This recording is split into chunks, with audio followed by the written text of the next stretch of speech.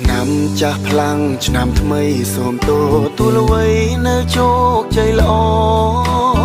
ជួបតែមានកុំក្រវៀងចាពីទុក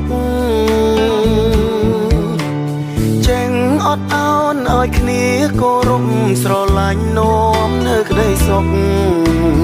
រកអានមិនលាក់មុខដោយស្មោះស្ម័គ្